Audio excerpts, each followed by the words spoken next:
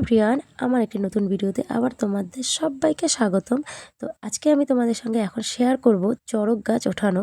তো দেখো, সারা রাতে হাজরা চালান দেখার পর এখন সবাই মিলে চলে এসেছি চড়ক গাছ তোলা দেখতে। আর সন্ন্যাসীরা দেখো কত আনন্দ সহকারে জলে নেমে পড়েছে এই গাছটাকে তুলবে বলে। আর জানো তো, এই গাছ তোলার পেছনে একটা কাহিনী আছে, যেটা তুমি সারা বছরও এই পুকুরে চড়ক গাছ কেউ দেখতে পারবে না, কিন্তু চড়ক গাছ ঘোরার ঠিক আগের দিন এই পুকুরে এসে চড়ক গাছকে নেমন্তন্ন করে যেতে হয়।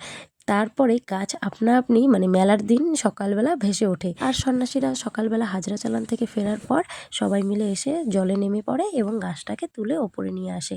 তো তোমাদের এখানেও কি এরকম কোনো নিয়ম আছে কিনা জানলে আমাকে একটু জানিও তো। আর আমরা তো প্রতি বছরই হাজরা চালান দেখা শেষ করে একদম সোজা চলে আসি বাড়ির সামনে এই পুকুর পাড়ে, কারণ গাছ তোলা দেখতে হবে। তো তো দেখো, ঠাকুর দেবতা বলে কিছু না কিছু তো আছেই, না হলে এইরকম রহস্যজনক ঘটনা কিন্তু সচরাচর দেখা যায় না, যেটা আমরা প্রতি বছরই দেখে আসি।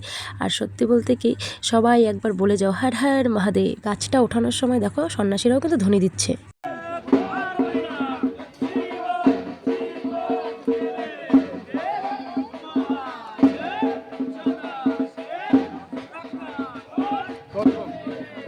আর এখন বন্ধুরা গাছটাকে তুলে নিয়ে চলে যাবে সোজা মেলার মাঠের দিকে, যেখানে আমাদের এই চড়ক গাছ ঘোরানো হবে। আর চড়ক গাছ ঘোরানো হবে ঠিক রাত্রেবেলা। তো চলো পুরো ভিডিওটা দেখো, স্কিপ করো না। আর এখন দেখো সমস্ত সন্ন্যাসীরা একদম সবাই হাতে হাত লাগিয়ে গাছটাকে টেনে তুলে কাঁধে করে নিয়ে যাবে। আর নিয়ে যাওয়ার পর এই গাছটাকে তেল, সিঁদুর সব কিছু দিয়ে, গঙ্গা জল সব কিছু দিয়ে স্নান করানো হবে।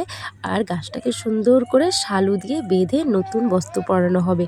আর তোমাদের এখানেও কি এইরকমভাবে চড়ক পুজো হয় নাকি, প্লিজ আমাকে একটু কমেন্ট করে জানিও তো। আর আমি এটাও জানি যে অনেক জায়গাতে এইরকম চড়ক পুজো হয়ে থাকে, কিন্তু এক এক জায়গার নিয়ম এক এক রকম। আমাদের এখানে হয়তো এইভাবে হচ্ছে, আবার অন্যান্য জায়গায় অন্যরকমভাবে হচ্ছে, যাদের যে জায়গায় আর কি যেভাবে পুজো হয়ে থাকে। তো যাই হোক বন্ধুরা, ভিডিওটা আর বেশি বড় করব না, এখানেই শেষ করছি। দেখা হচ্ছে অন্য আরেকটা নতুন ভিডিওর সঙ্গে। তো ততক্ষণ সবাই আমার চ্যানেলটাকে সাবস্ক্রাইব করে আমার পাশে থেকো। তো চলো, টাটা, বাই।